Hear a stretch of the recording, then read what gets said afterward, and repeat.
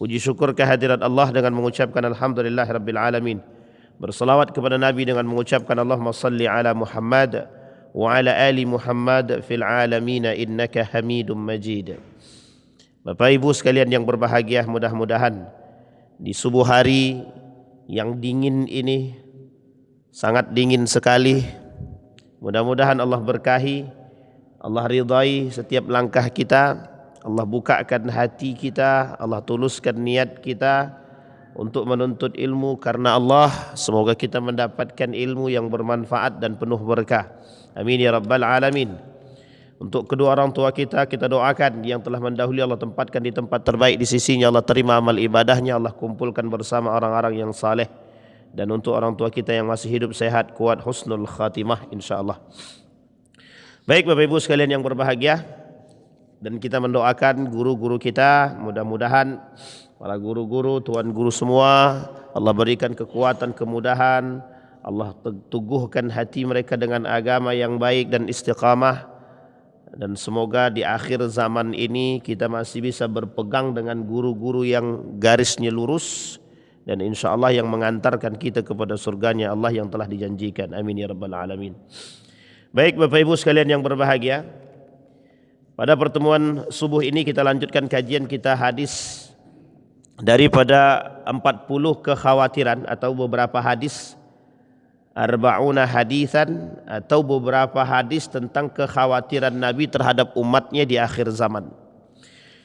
Pada pertemuan sebelumnya kita bahas pada hadis yang pertama, al-hadithul awal. Kita sudah bahas hadis yang pertama. Di dalam hadis yang pertama kata baginda Nabi Muhammad sallallahu alaihi wasallam, inni akhafu alaikum al-syirkul asghar. Kata Nabi, yang aku khawatirkan kepada kalian pada hadis yang pertama, sekedar mengulang, adalah syirik kecil, kata Nabi. Kata Nabi, syirik kecil itu adalah sesuatu yang sangat dikhawatirkan Nabi yang terjadi pada umatnya di akhir zaman. Kemudian para sahabat bertanya, qila wa masyirkul asghar ya Rasulullah, apa syirik kecil itu ya Rasulullah? Qala ar-riya. Kata Nabi, riya. Yaqulullahu azza wa jalla lahum yawma yujazil ibad bi'amalihim. Pada saat itu Allah berkata kepada mereka, idhabu ilal ladzina kuntum tura'una fid din. Maka pergilah kalian kepada sesuatu yang pernah kalian pamerkan dan tunjukkan kepada manusia apa yang kalian lakukan. Riya. Satu hadis daripada baginda Nabi Muhammad sallallahu alaihi wasallam. Sebagian ulama hadis ini masuk dalam kategori hadisnya hadis qudsi. Awwalu salasatin yadkhulun nar. Ada 3 golongan pada hari kiamat itu masuk neraka pertama kali. Kata Nabi dalam riwayat yang lain itu, awwalu salasatin yulqa yaumal qiyamah. Yang nanti pertama kali 3 golongan ini yang akan masuk dalam neraka, atau kata Nabi dalam riwayat yang lain yang nampak di dalam neraka. Satu di antara 3 tersebut adalah orang-orang yang masuk dalam kategori pelaku ujub, riya, takabur, sum'ah. Apa kata Nabi dalam hadis itu? Fima jahatta jahattu fika. Allah bertanya kepada mereka, untuk siapa kalian berjihad? Untuk siapa kalian berjihad bersungguh-sungguh? Maka dijawab sama orang yang ditanya oleh Allah itu, hamba. Untukmu wahai Allah. Kata Allah, kadzabta, engkau dusta. Ini yang tadi disampaikan oleh Pak Imam sebelum kita memulai kajian. Tolong bersihkan niat, kata dia. Jangan sampai kita belajar itu bukan untuk Allah, kata dia. Fima ta'allamtal Qur'an wa fima ta'allamtal ilma wa qara'tal Qur'an. Untuk siapa engkau belajar ilmu dan membaca Al-Qur'an? Dijawab sama hamba tadi, ta'allamtul ilma wa qara'tul Qur'ana fika. Aku belajar ilmu, membaca Al-Qur'an untuk dirimu wahai Allah. Kembali Allah bilang, kadzabta, engkau dusta. Dusta. Ta'allamtal ilma wa qara'tal Qur'ana liyuqalu aliman wa qari'an. Kau pelajari ilmu agar dipanggil alim. Kau membaca Al-Quran, belajar ilmu Al-Quran agar dipanggil qari. Wa fima tasaddaqtu fika kadzabta wa taqulul malaika kadzabta. Tasaddaqta liqalu mutasaddiqa wa sakha. Engkau bersedekah cuma pengen dipanggil biar engkau dermawan gitu deh. Ini penyakit paling berat. Kata para ulama, min amradil qulub. Dalam kitab ini dirangkum oleh seorang ulama, beliau kata daripada poin-poin yang menjadi penyakit hati, nomor satu adalah ar-riya. Jadi asyirkul asgar itu maksudnya apa Ustaz? Maksudnya adalah penyakit hati yang lebih tampak dalam hati kita. Di antara beberapa hal, satu di antaranya riya. Yang kedua an-nifaq. Yang ketiga al-ujub bil amal. Yang keempat hubbuz zuhur. Ini bagian daripada riya, sum'ah, takabur. Riya, sum'ah, takabur, apa lagi? Pengen ujub, pengen didengar dan lain sebagainya. Ini masuk dalam penyakit hati yang kata Nabi masuk dalam kategori asyirkul asgar, syirik kecil. Pertanyaannya muncul, kalau orang melakukan perbuatan syirik kecil, apa dampak daripada perbuatannya? Tak Allah terima amal ibadahnya. Habitat sa'amaluhum. Man shalla yura'i faqad asyraka. Yang salat pengen dipandang oleh manusia, syirik. Syirik. Man shama yura'i faqad asyraka. Puasa yang pengen orang puasa, yang pengen dipandang orang, pengen dipuji orang, yang bersedekah sama, syirik. Ini yang disebut oleh Nabi, faqad asyraka. Pertanyaannya adalah, mengapa kalimat itu dikatakan asyraka, bukan faqad syaraka, tapi faqad asyraka, mensyirikkan Allah. Kalimatnya bagus. Dalam istilah bahasa Arab, asyraka. Subhanalladzi asra, tapi tidak subhanalladzi sara. Nabi di dalam Al-Quran itu dalam surat Al-Isra, subhanalladzi asra, maha suci Allah yang memperjalankan. Nabi tidak jalan, tapi memperjalankan, diperjalankan. Siapa yang memperjalankan Nabi? Allah. Asyraka, manusia mensyirikkan. Siapa yang disyirikkan oleh Allah, oleh manusia? Allah. Jadi manusia punya sekutu lain selain daripada Allah. Ini poin pentingnya. Mengapa sebegitu beratnya syirik ini bagi Nabi? Syirkul akbar zahir. Syirik besar itu nampak. Tapi syirik kecil tidak nampak. Karena syirik kecil itu di sini, hahuna. Syirik kecil itu dalam hati. Jadi ada orang yang merasa bangga aja sedikit selesai urusan. Contoh, ada seorang makmum, ahli dia di bidang ilmu agama. Sementara ada seorang imam yang mungkin menurut dia lebih rendah ilmu dia daripada dia. Kalau terbesit dalam hati orang alim yang tadi menjadi makmum dalam hati dia, bahwa aku lebih baik dan lebih pantas daripada imam tersebut, maka jatuhlah ketika itu harga diri dia di hadapan Allah. Seketika itu. Sama halnya ketika ada manusia yang merendahkan orang-orang yang bernilai agama. Ada para alim ulama mengerti agama, direndahkan oleh manusia yang tidak mengerti agama, otomatis orang-orang yang merendahkan tadi punya penyakit dalam diri dia, namanya penyakit hati, namanya hasad, dengki, naqad yang selalu ada dalam diri dia.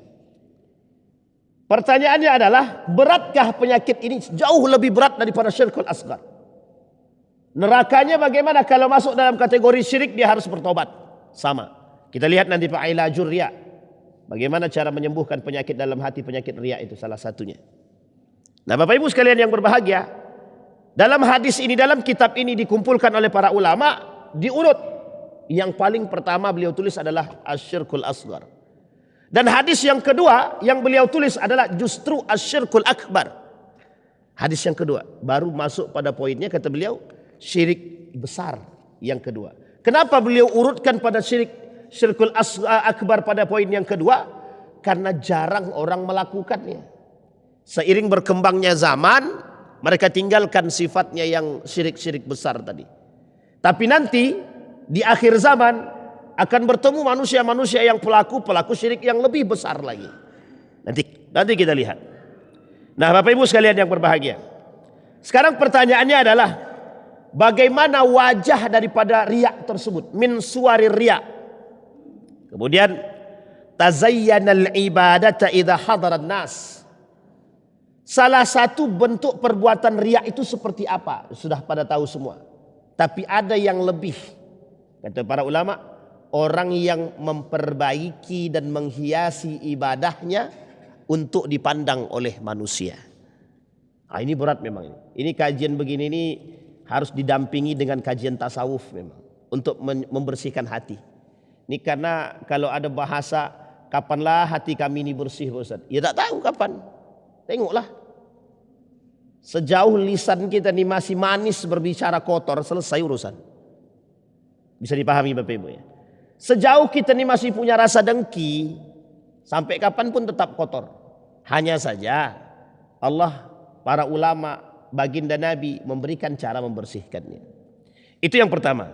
Yang kedua, at-tahaddus bil ibadati ala wajhi iltimasil ats-tsana' minan nas. Orang yang melakukan at-tahaddus bil ibadah, dia selalu mengucapkan, ibadahku tuh aku sebenarnya tidak mau pamer, tapi memang kalau aku alhamdulillah. Nah, ini kebiasaan nih. Orang-orang yang suka kalau aku alhamdulillah, sedekah itu tiap hari. Tapi diucapkan nih, dia sebenarnya awalnya dia tak niat untuk pamer, cuma karena alhamdulillah nih ada rasa senang. Nah, ini kalau kajian dalam ilmu tasawuf begitu dia. Kata ilmu Ibnul Qayyim Al-Jauziyah itu mesti ada daya tarik dalam hati dia untuk membisikkan, udah sampaikan, nanti kau bakal dipuji orang. Itu dia kalimatnya itu. Makanya kata para ulama, salah satu penyebab penyakit hati itu muncul pujian. Sekarang saya tanya sama Bapak Ibu semua, siapa di antara kita yang gak suka pujian? Angkat tangan. Itu manusia langka di muka bumi. Gak ada kan? Semua kita Pak senang dipuji. Siapa yang tak senang dipuji? Semua senang, apalagi diangkat setinggi-tingginya.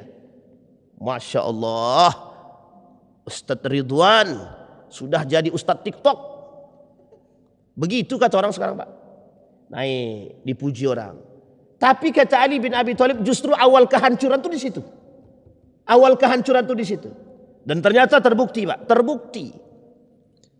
Penyakit daripada pujian itu sangat-sangat dekat dengan kehancuran. Kenapa? Banyak yang tak sadar kalau sudah dipuji itu.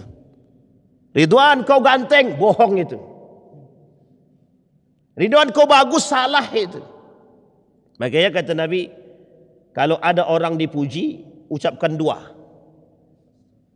Apa itu? Satu, a'udzubillahi minasyaitonirrajim. Bismillahirrahmanirrahim. Yang kedua, alhamdulillahirabbil alamin. Kalau dia betul, berarti tandanya ada rasa kesyukuran. Tapi yang kedua, semoga dijauhkan daripada penyakit hati. Berat memang kalau bicara penyakit hati ini. Ibnul Qayyim Al-Jauziyah tidak selesai membahas. Kitab Ihya Ulumuddin itu sengaja ditulis oleh Imam Al-Ghazali itu hanya untuk penyakit-penyakit hati. Ada seorang ulama besar namanya Sayyid Nursi. Ini dulu saya bahas di Yogyakarta. Sayyid Nursi ini seorang alim ulama pada masa Turki Utsmani. Asli dari Turki, punya kitab judulnya Rasailun Nur. Ada judul kitab namanya Rasailun Nur. Risalah-risalah cahaya. Beliau seorang yang alim, pakar keilmuan, fakih. Cuma satu ketika dia merasa ada yang salah nih, ada yang salah dari diri dia. Setelah dia merasa ada yang terganggu, ada yang mengganggu hati dia, beruzlah dia. Lebih lama dia beruzlah. Setelah dia beruzlah, baru dia temukan ilmu yang disebut dengan ilmu tasawuf. Sama istilah dengan Imam Al-Ghazali. Dari seorang ahli filsafat, kemudian beliau pindah menjadi seorang ahli tasawuf.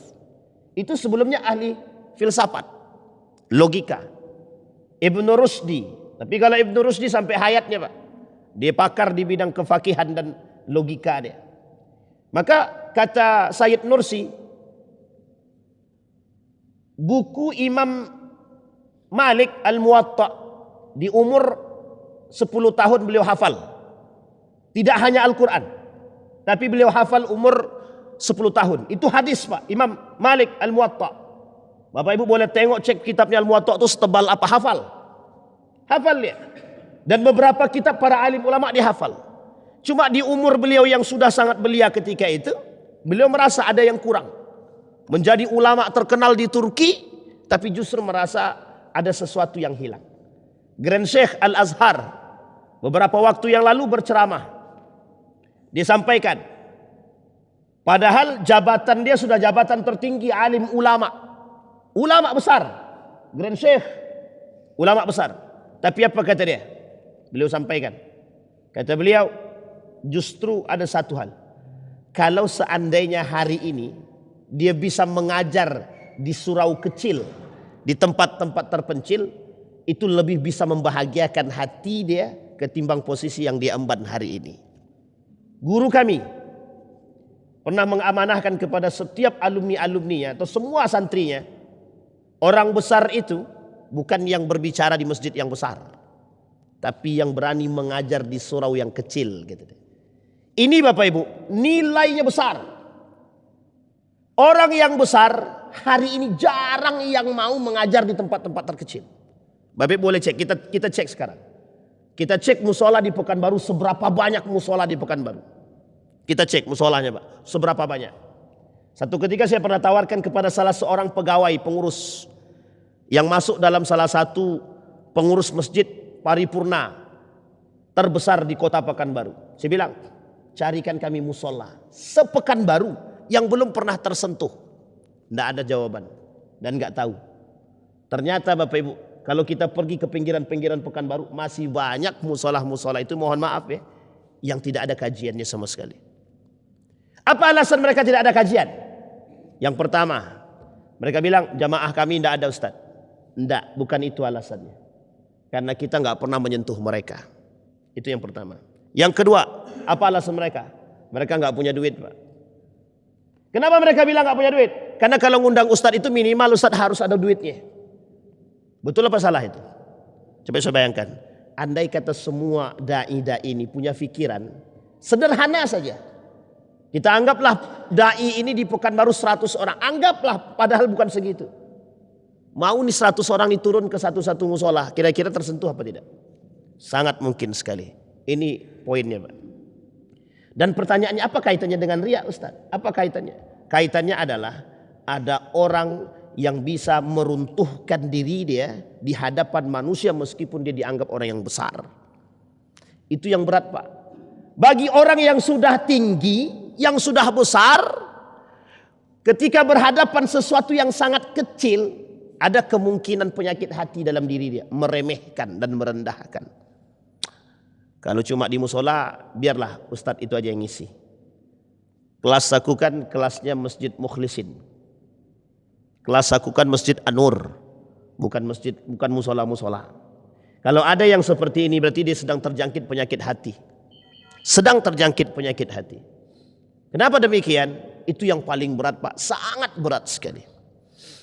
Maka kalau kita berbicara lagi, sebenarnya ini sudah banyak ditegur orang. Tapi gimana lagi, memang itu kenyataannya. Saya kadang berbahagia ketika melihat teman-teman jamaah tabligh yang berani sampai ke desa-desa, ke tempat musola-musola terpencil-terpencil. Mereka sendiri yang menyentuh, tanpa ada biaya, tidak ada perlu apa-apa, datang sendiri, tanpa diundang, mereka sendiri yang ngisi. Selesai, Pak. Harusnya kita bisa mengajak daripada itu. Karena berat, Pak. Penyakit hati ini berat. Berat sangat, berat sangat. Beberapa hari yang lalu saya berangkat ke Lahang. Lahang itu seberang daripada Tembilahan. Tembilahan kita nyebrang sampai ke Teluk Pinang. Dari Teluk Pinang kita nanti nyebrang lagi. Tidak bisa akses darat, tidak bisa.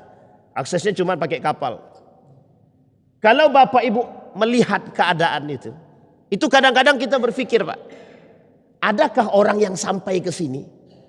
Mohon maaf ya, yang sampai di sini untuk menyentuh masyarakat di situ. Kenapa saya berani katakan demikian? Karena mohon maaf, Pak, ternyata masih ada di beberapa daerah-daerah yang belum tersentuh oleh kita itu. Dan mohon maaf, memiliki tingkat pemahaman agama yang tidak sebanding dengan orang-orang yang di kota. Ternyata itu tidak usah jauh-jauh.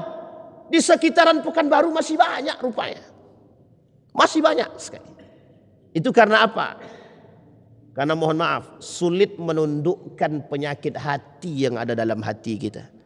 Enggan kita datang ke surau-surau hanya untuk membahagiakan mereka dan berbagi ilmu. Sebenarnya bukan membahagiakan mereka, tapi justru kita sedang mengajarkan pahala yang besar jariah kepada mereka. Salah satu daripada inti perjalanan Nabi dari Mekah ke Taif itu dia. Bayangkan di kota Taif itu tidak ada satupun yang mau mendengarkan Islam. Tidak mau dia. Nabi datang aja dilempar. Ibnu Abbas sengaja dikirim ke situ. Untuk apa? Mengajarkan Islam. Sampai hari ini tumbuh orang-orang cerdas, berilmu, alim di kota Taif itu. Dan tak bisa dilepaskan daripada perjuangan Ibnu Abbas. Coba bayangkan. Kita butuh yang begitu, Pak. Kita butuh yang begitu. Abdurrahman Siddiq Al-Banjari, dia tidak tinggal di kota Tembilahan, tapi beliau tinggal di seberang lagi, kota Sapat namanya, daerah Sapat. Dari kota Tembilahan nyebrang pakai kapal 1 jam perjalanan sampai di daerah namanya Sapat Hidayat. Beliau tinggal di tempat yang terpencil. Sampai hari ini tempat tinggal beliau dan kuburan beliau tidak ada rumah besar dan megah, tidak ada. Coba bayangkan. Itu ulama dulu begitu, Pak. Ulama dulu begitu jaya hidupnya. Pertanyaannya muncul, mengapa ulama sekarang itu kok megah-megah rumahnya? Itu sama pertanyaan kita, sama Pak. Mengapa dai-dai kita ini lebih besar daripada ulama-ulama besar itu rumahnya? Itu yang saya tak tahu. Belum bisa saya jawab lagi. Nanti kalau Bapak Ibu bisa jawab, nanti kita share saja. Bisa dipahami Bapak Ibu. Penyakit hati. Penyakit hati tidak hanya menyebar dan masuk kepada Bapak Ibu semua, tidak. Semua umat manusia, dari alim sampai orang yang tidak alim sekalipun, semua bisa terjangkit penyakit hati. Orang kaya Ustaz, apa tak lagi? Orang miskin Ustaz, sama. Tak usah beda-bedakan, penyakit hati itu masuk. Bahkan ada orang miskin sombong. Itu sama, Pak. Sudah miskin dia sombong pula lagi. Itu bingung kita tak apa yang disombongkannya itu.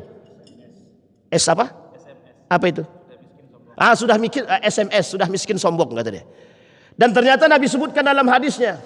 Kata Allah dalam hadis Qudsi itu, abghadu salasan wa bughdi li salasin asyad. Aku benci 3 perkara, tapi terhadap 3 perkara yang lain jauh lebih aku benci kata dia. Abghadu al-ghani al-mutakabbir. Aku sangat membenci orang kaya yang sombong. Tapi kebencianku terhadap al-fakir al-mutakabbir asyad. Kebencianku terhadap orang fakir tapi mutakabbir lebih parah aku benci gitu deh. Ternyata memang ada orang itu, orang kaya sombong itu ada. Apa contohnya orang kaya sombong? Orang kaya yang suka pamer.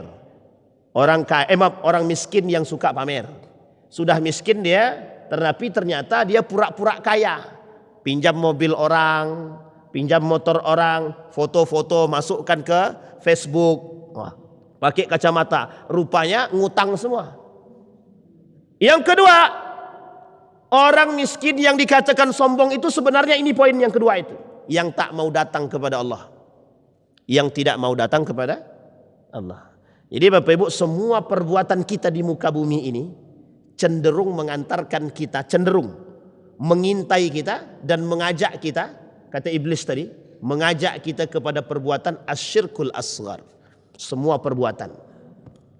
Maka Bapak Ibu, perbuatan yang paling dekat kepada kita yang bisa mendatangkan pada perbuatan syirik kecil tadi, riya, pengen dipuji, ingin didengar, sum'ah, takabur, sombong, ujub, riya, pamer, takabur, sombong, ujub, selalu merasa lebih hebat, sum'ah, selalu pengen didengar. Nah, 4 ini Bapak Ibu tengok dalam hati kita masing-masing.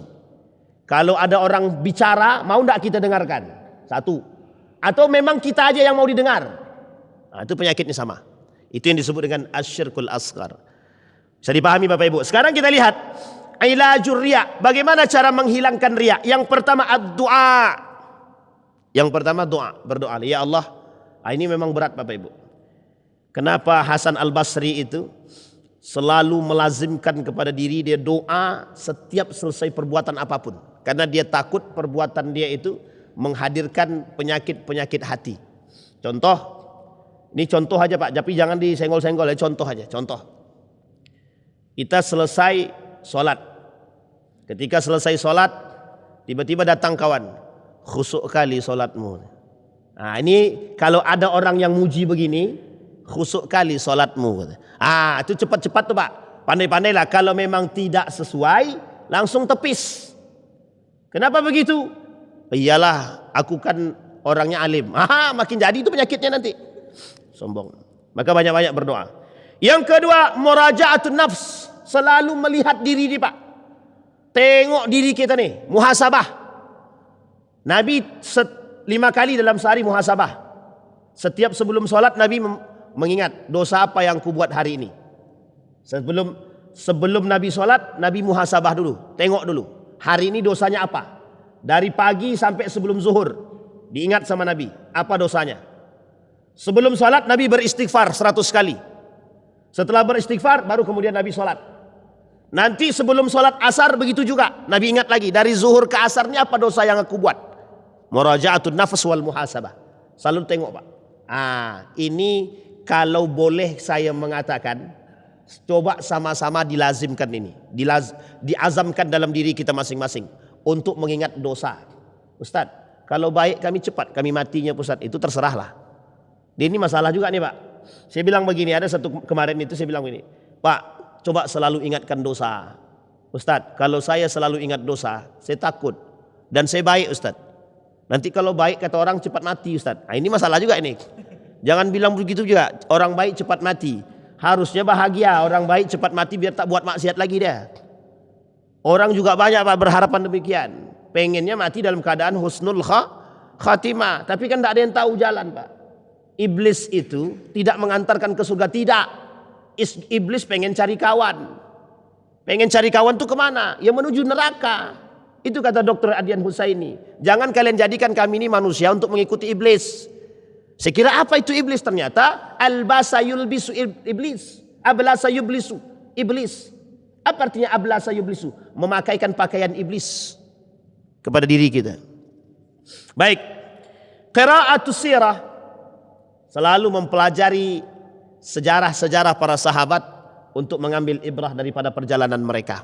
Kita ambil contoh. Misal Abu Bakr Siddiq, Ali bin Abi Talib, Utsman bin Affan, Umair, Mus'ab ibn Umair, dan lain sebagainya para sahabat Nabi yang bisa diambil. Kemudian yang keempat, mujalasatus salihin. Selalu berada duduk dengan orang-orang yang soleh. Ingat kalimatnya, alim soleh. Kenapa begitu Ustaz harus ditekankan? Memang karena ada alim munafik. Ada dua, alim soleh. Yang kedua alim munafik. Bapak Ibu tinggal pengen duduk dengan siapa? Kalau duduk dengan alim munafik, Bapak Ibu beda tipis dengan mereka. Tapi kalau kita duduk dengan mujalasatus salihin, alim saleh, orang saleh, dia takut dia dengan Allah. Orang saleh itu sangat kuat ketakutannya dengan Allah. Tapi mohon maaf, orang alim yang tidak saleh, dia tak takut dengan Allah. Cuma lidahnya, kalau bahasa Inggrisnya gimana? Lips service. Lidah dia pandai berbicara seolah-olah dia takut dengan Allah, tapi tidak. Itu yang disebut dengan munafikun alim. Ditanya oleh para sahabat kepada Umar bin Khattab, "Inna akhwafa ma akhafu alaikum munafikun alimul lisan. Kaifa yakunu aliman munafiqan?" Kata sahabat, bagaimana orang alim bisa munafik? Munafiqul qalbi alimul lisan. Hati dia munafik, lisan dia alim. Kata Umar bin Khattab. Ada orang alim secara lisan, tapi hati dia munafik. Pak, ini yang paling berat Pak. Berat sangat. Berat banget. Kalau kita menasihati orang, dianggap kita ni dengki. Kalau kita tak nasihati orang, kita berdosa. Bapak Ibu pilih mana? Kalau kita menasihati orang, dianggap kita ni, dianggap iri, dengki. Tapi kalau kita tidak nasihati, kita berdosa. Bapak Ibu pilih yang mana? Pertama apa kedua? Coba bayangkan. Nggak ada pilihan ketiga. Sekarang saya tanya Bapak Ibu, mungkin tidak Bapak Ibu mengingatkan saya? Mungkin tidak Bapak Ibu menasehati saya? Kalau Bapak Ibu bilang tidak mungkin, berarti Bapak Ibu fatal salahnya itu. Sekarang saya tanya, ada enggak yang berani mengingatkan Dr. Mustafa Umar? Ada enggak yang berani menasehati Ustadz Abdul Somad? Ada enggak? Dari kita. Sampai ada orang mengatakan yang menasehati alim ulama, yang menasehati orang besar adalah orang yang sederajat. Salah. Siapa nama khalifah itu? Harun ar-Rasyid. Yang menasehatinya tahu Bapak Ibu siapa? Orang gila. Yang kedua, yang suka menasehati Harun ar-Rasyid siapa? Siapa namanya dalam bahasa sejarah itu? Ya Allah, saya selalu bahas ini. Orang yang dianggap gila tapi cerdas otaknya. Abu Nawas. Itu selalu menasehati Harun ar-Rasyid. Tapi cara menasehatinya enak. Kalau bahasa kita nih sindirannya maut gitu. Dia sindir tapi mematikan gitu. Nggak usah cinta dunia. Nggak langsung dia bilang, nggak usah cinta terhadap dunia, nggak usah gitu. Tapi dia bilang dengan cara yang lain. Enak ya harta bapak. Besok kalau nggak dibagi-bagi berat loh gitu. Dia bilang hatinya dia mengingatkan. Nasihat pak. Cuma ada nasihat itu kata para ulama, ada orang yang menasehati itu dengan cara yang pertama dengan cara yang tegas. Bukan keras tapi tegas. Yang kedua ada dengan cara yang lembut. Yang ketiga ada dengan cara yang sembunyi-sembunyi. Bapak Ibu, beberapa waktu yang lalu saya melihat video. Ada seorang ulama dibantah. Tidak boleh mengingatkan para umara, alim ulama, para pemimpin di depan umum. Ada yang bilang begitu, tidak boleh. Yang bilang tak boleh itu ternyata dalam hadisnya itu cuma dari satu sudut pandang hadisnya. Ternyata masih ada hadis yang lain. Dan itu pernah dilakukan oleh para tabi'in, para sahabat mengingatkan para pemimpin. Artinya boleh, tak ada masalah. Yang salah itu adalah ketika kita menjelekkan pemimpin dengan kesombongan, keangkuhan, dan mohon maaf memang untuk menjatuhkan. Itu yang salah. Tapi kalau mengkritik pemimpin boleh nggak? Boleh, nggak ada masalah. Kecuali kita mengada-ngada. Ya, yang itu yang salah. Yang baik. Mujalah satu salihin, duduk bersama orang-orang yang saleh. Ingat Bapak Ibu kata Allah dalam Al-Quran itu, kalau seandainya kita duduk bersama orang munafik, innakum idzan misluhum, kalian akan sama dengan mereka. Pertanyaannya Ustaz, bagaimana kami bisa membedakan antara dia munafik atau tidak? Maka perlu dipelajari karakteristik orang munafik. Perlu, sangat perlu. Yang paling nampak kan 3. Kalau dia berbicara, dusta. Kalau dia berjanji, mengingkari. Kalau dia dikasih amanah, berkhianat. Ini karakteristik yang nampak. Tapi 3 ini sebenarnya belum terlalu mewakili. Kata Dr. Aid Al-Qarni, 30 tanda orang munafik. Satu di antaranya, orang yang suka mengada-ngada dengan hukum. Orang yang suka melalaikan sholat. Orang yang suka main-main dengan sholat. Nah, ini salah satu pak. Dan Bapak Ibu harus paham, kata Nabi dalam hadis yang lain itu, salah satu tanda datangnya hari kiamat, pemimpinnya malas sholat. Malas, bukan tidak mau sholat, malas sholat. Nah, jadi kalau ketemu dengan pemimpin yang malas sholat, bagaimana itu? Itu pandai-pandailah. Baik, itu cara, kata para ulama, cara menyembuhkannya adalah doa, banyak zikir. Doa ini bagian daripada zikir, salat. Maka saya menyarankan kepada Bapak Ibu semua, saya sarankan, kalau kata guru saya itu, setidaknya ada satu wirid yang Bapak Ibu pegang setiap hari. Terserah, mau istighfar. Pokoknya Ustaz aku istighfar dalam sehari ini 1000 kali. Terserah, tapi jangan tinggi-tinggi. Karena sekali buat besok gak mau lagi dia itu.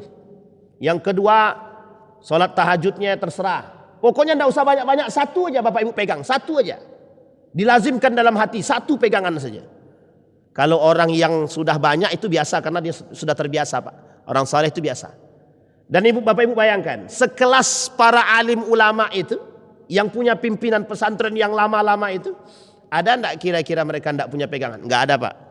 Enggak ada. Dulu kami pernah tanya kepada salah seorang pimpinan pesantren Darussalam Gontor itu, Ustadz apa yang Ustadz pegang? Yang Ustadz tirakati? Ini terserah nih orang mau bilang ini bid'ah, terserah. Pokoknya saya sampaikan, apa yang Ustadz pegang, Ustadz tirakati? Dijawab, kalaupun saya kasih tahu kalian tak akan bisa menjalankan. Artinya dia mau sampaikan setiap orang punya pegangan masing-masing, silahkan dawamkan. Entah itu salawat, entah itu zikir, entah itu istighfar, entah itu hamdalah, dan terserah. Yang penting ada yang dipegang, didawamkan, ditilakati Pak. Apa tujuannya? Hati Pak, hati. Makanya cerita yang unik itu, seorang pedagang roti bisa mendatangkan Imam Ahmad ibn Hanbal hanya karena istighfarnya. Hanya karena istighfarnya. Seorang pimpinan pondok membeli tanah yang tidak mungkin untuk dibeli, tapi setiap hari dia al-fatihahi. Sampai 1 bulan jadi tanah itu untuk milik dia. Nah, tapi ini perlu dicontoh. Jadi kalau Bapak Ibu misalkan pengen beli mobil, terbayang mobil tuh mobilnya misalkan Jeep, mobil Alphard lah misalkan. Tapi duit itu tidak ada. Ya datang aja ke showroom tuh sekali sebulan atau setiap hari datang ke situ al-fatihain. Kita nggak tahu Pak, selawatin. Bisa jadi hak milik Bapak. Nggak perlu keluar duit, tiba-tiba orang tuh datang, ini untuk Bapak aja lah katanya. Bisa jadi kan? Dan kita nggak tahu Pak.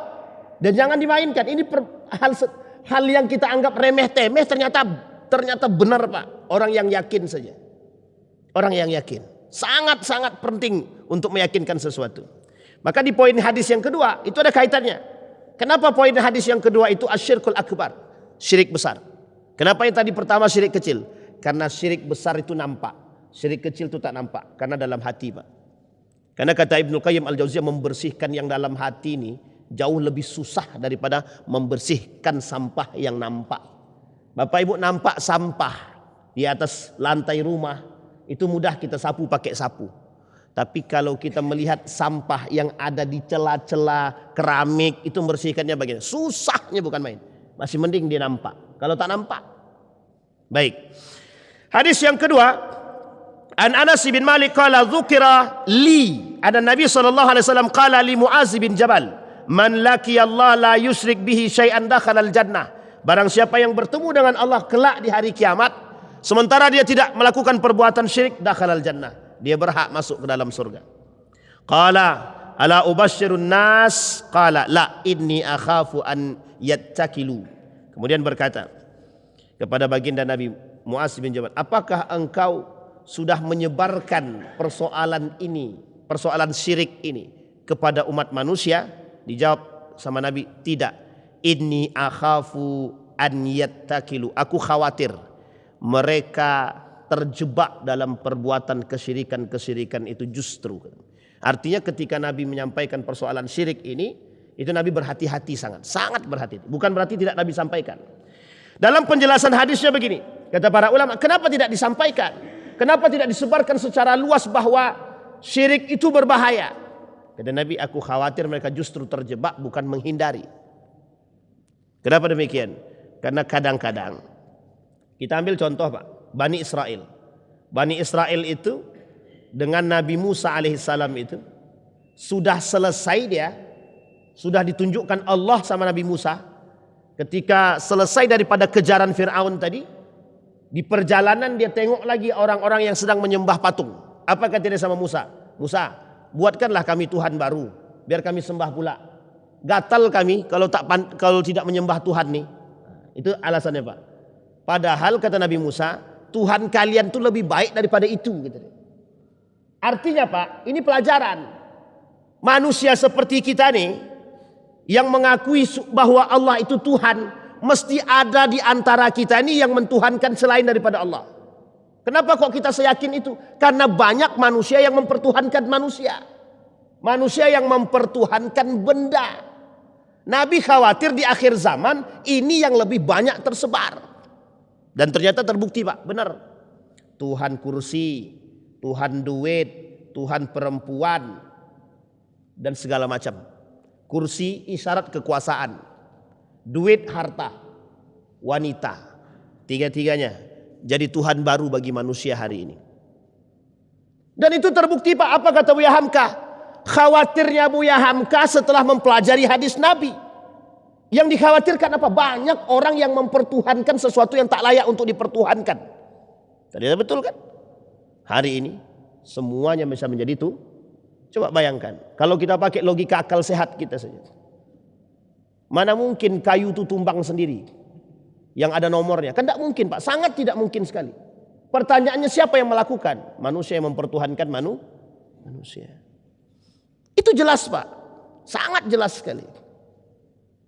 Kecuali Bapak Ibu berbicara dengan kelompok Syiah atau orang ateis, itu mari masuk akal itu. Ini tumbang sendiri dan pakai nomor sendiri. Oh iya, aku tidak percaya itu. Itu udah selesai itu urusan itu Pak.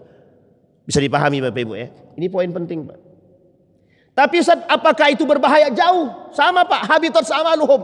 Orang yang melakukan perbuatan syirik seperti ini, diam-diam mempertuhankan manusia. Tapi kami tidak membaiat dia jadi Tuhan Ustaz. Memang kita tak membaiat mereka jadi Tuhan, tapi kita lebih dulukan dia daripada Tuhan. Lebih dahulukan dia. Siapapun kita, mohon maaf. Saya pernah temukan Pak. Pernah temukan, tapi ini cerita pribadi aja. Sedang wudhu Pak, mau sholat. Langsung ditelepon oleh pimpinan. Kabur Pak, sholat itu ditinggalkan. Saking takutnya. Coba bayangkan. Saking takutnya manusia dengan manusia. Pernah Bapak Ibu tanya, kalau kita tidak patuh kepada mereka gimana? Nanti kami dimutasinya Ustaz. Coba bayangkan. Takut dimutasi. Nah ini kepada para pemimpin tolonglah. Kalau sudah azan tuh tak usah calling-calling orang. Tak usah panggil-panggil sholat dulu. Baik gubernur, bupati, wali kota, siapapun para pemimpinnya, kepala dinas segala macam. Apapun dia. Kalau sudah saatnya azan tuh dan mau sholat, ntar dulu ngurus-urus dunia tuh tinggalkan dulu. Tinggalkan dulu. Jangan terlalu terburu-buru dengan dunia ini. Tak usah terlalu terburu-buru. Nah, ini kan kalau dalam kajian tasawufnya begitu. Itu nyata Pak, saya temukan Pak. Sudah mau sholat, sudah iqomah, mau masuk masjid, ditelepon Pak sama pimpinan, ditinggalkannya sholat tadi. Coba bayangkan Bapak. Nah, itulah manusia. Kalau kita katakan berarti engkau mempertuhankan manusia, tidak, itu cuma patuh aja. Lah patuh kepada manusia apa bedanya? Makanya tidak ada manusia yang mengaku diri dia Tuhan, tapi berlagak seperti Tuhan banyak. Berlagak seperti itu. Sampai ada pemimpin yang mengatakan, siapa yang berani dengan diriku? Berarti kan dia lebih kuat daripada Tuhan itu sendiri.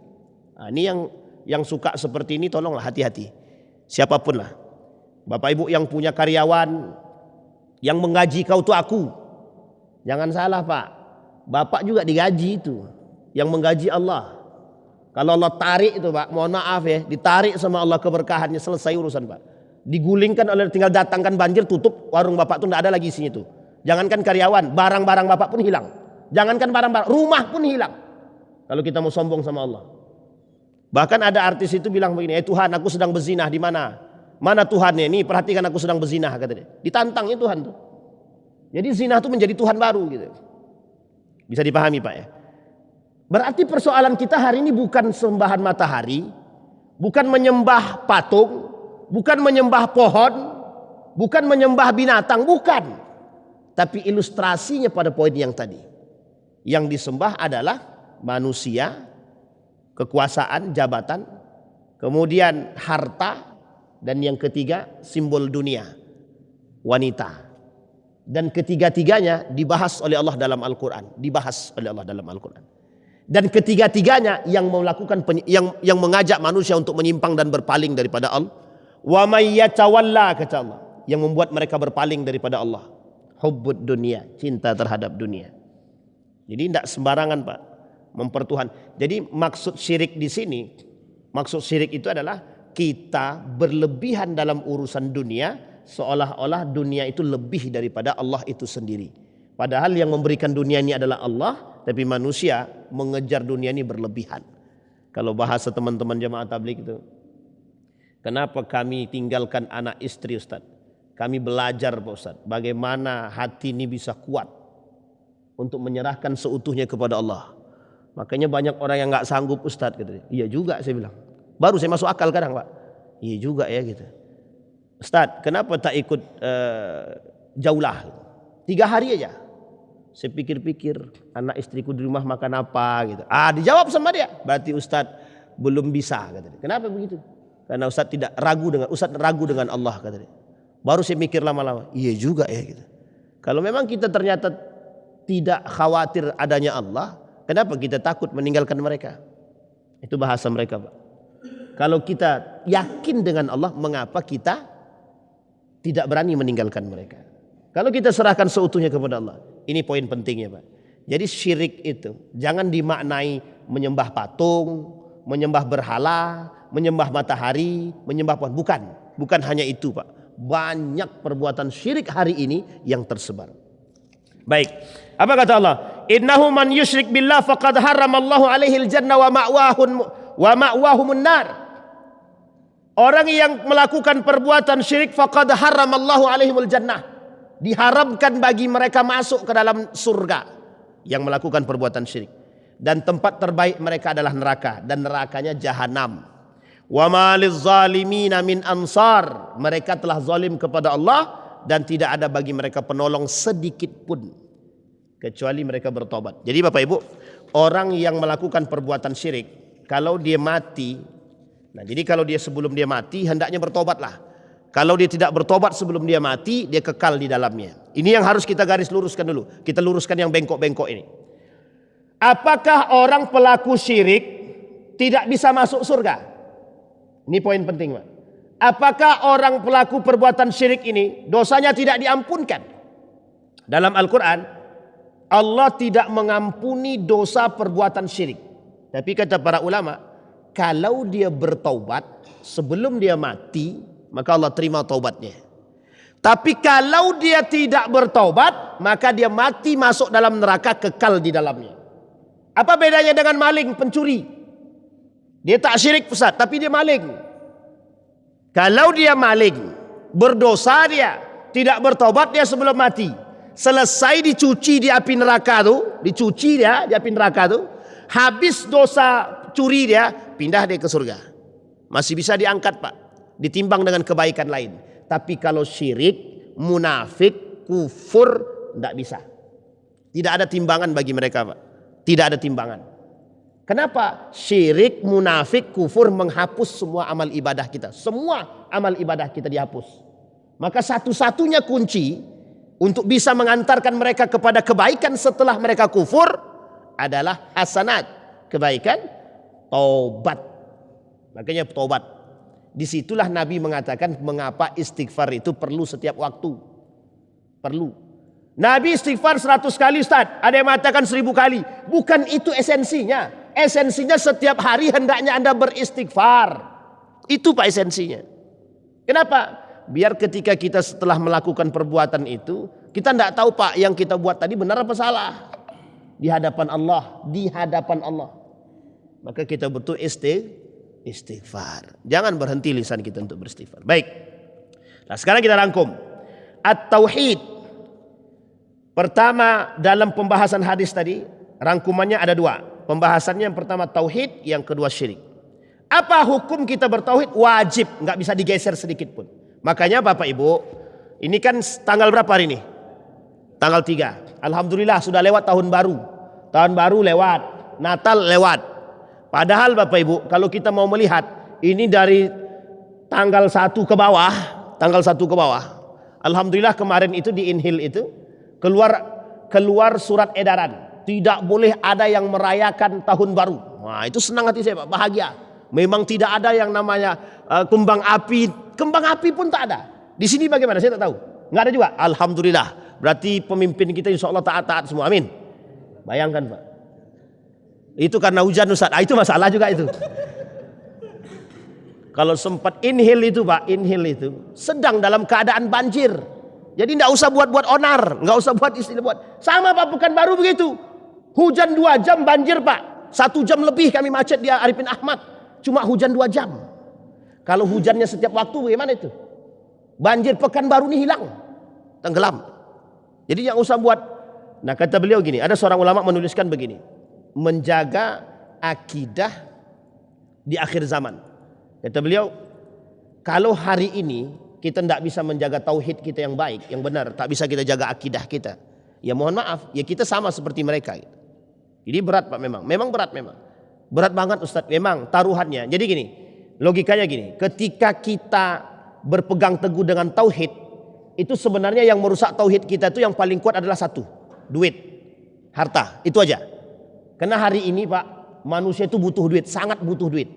Nah kebutuhan kita, ketergantungan kita dengan harta benda ekonomi, itulah yang menggoyangkan akidah kita sekarang. Mereka biar kita bisa, iblis itu ngajak kita untuk bisa jadi kawannya iblis. Biar apa? Biar kita terjerumus dan terjebak dalam neraka itu. Makanya istilah hadisnya gini. Dalam hadis yang sama tapi pembahasannya di akhir sebenarnya. Kata Nabi begini, ada rojul, ada laki-laki istauqada nara, menghidupkan api. Ketika dihidupkan api itu, ada binatang melata, dabbatun, mendekat ke api. Laki-laki tadi tarik dia, ditariknya binatang tadi, jangan ke neraka itu, jangan ke api itu. Ditarik satu-satu. Tapi karena binatang ini banyak ke situ, bingung laki-laki ini cara ngambilnya bagaimana. Nah, Nabi itu ibaratnya Nabi dengan mereka begitu, dengan kiasan tadi gitu. Kata Nabi, "Innama masali misla hadza." Permisalanku dengan manusia itu seperti itu. Nabi sudah kata jangan dekati neraka, kalian dekat juga. Ditarik sama Nabi satu-satu. Mendekat juga. Apa contohnya? Ini tadi. Jangan ikuti Natal, dia ikut juga. Ditarik sama Nabi, jangan ikut juga. Jangan perayaan tahun baru, pergi juga. Ditarik sama Nabi, jangan datang juga, Pak. Nah, itulah manusia sekarang. Kami tidak merayakan, Ustaz. Cuma kami keluar di malam itu cuma untuk nongkrong aja. Ya sama aja lah tuh. Kami tidak, Ustaz. Kami cuma bakar ayam sama. Bakar jagung beda tipis. Nah, makanya ketika kita bilang kenapa tidak bakarnya di tanggal 29, 30, tanggal 3, tanggal 2. Tidak ada momennya dah, Ustaz. Itu masalah kita sekarang. Kita mengambil pentingnya momen, event. Bisa dipahami Bapak Ibu. Kenapa ini baru sekarang tenar untuk disampaikan? Ya karena memang dulu orang masa bodoh dengan hal-hal begini, Pak. Masa bodoh dengan urusan akidah. Sampai mohon maaf ada seorang ulama bilang begini. Banyaknya manusia hari ini terjebak dalam kekufuran tanpa disadari. Salah satunya karena perbuatan itu. Karena kita dalam merayakan tasyabbuh bil Yahud wad Nasara, menyerupai perbuatan orang Yahudi dan Nasrani itu, termasuk salah satunya mengucapkan selamat Natal. Mengucapkan, bukan raya ya, bukan mengikuti, tapi mengucapkan saja. Itu ulama berbeda pendapat. Ada 3. Hukumnya ada 3.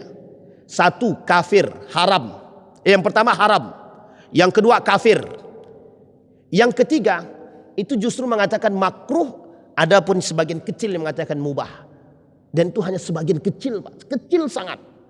Tapi yang lain daripadanya itu sampai pada derajat haram yang paling ekstrim sekali. Bahkan mengatakan kafir ataupun kufur. Jadi pertanyaannya, salahkah majelis ulama ketika mereka mengatakan haram bagi umat muslim mengikuti perayaan Natal dan mengucapkan selamat Natal? Salahkah? Tak salah, Pak. Dia pengen, majelis ulama pengen kita jangan sampai terjebak dalam, mohon maaf, terjebak dalam akidah yang rusak. Tapi kita tetap memberontak, pengen rusak sekalian. Bisa dipahami, Pak? Termasuklah menggunakan atribut. Inilah yang disebut Bapak Ibu berjaga-jaga. Dalam akidah Bapak Ibu tidak bisa main-main. Akidah nggak bisa main-main, Pak. Ustadz, sekali aja nih Ustadz. Sekali aja kami mengucapkannya itu. Ini akidah, Pak. Akidah jangan dirusak. Jangan dirusak. Karena habis semua amal ibadah kita yang 70 tahun kita buat. Cuma karena mengakui kebenaran agama lain. Habis semua, Pak. 70 tahun itu tak ada manfaatnya sama sekali. Artinya apa? Mati dalam keadaan kufur dia. Nah, itu yang ditakut.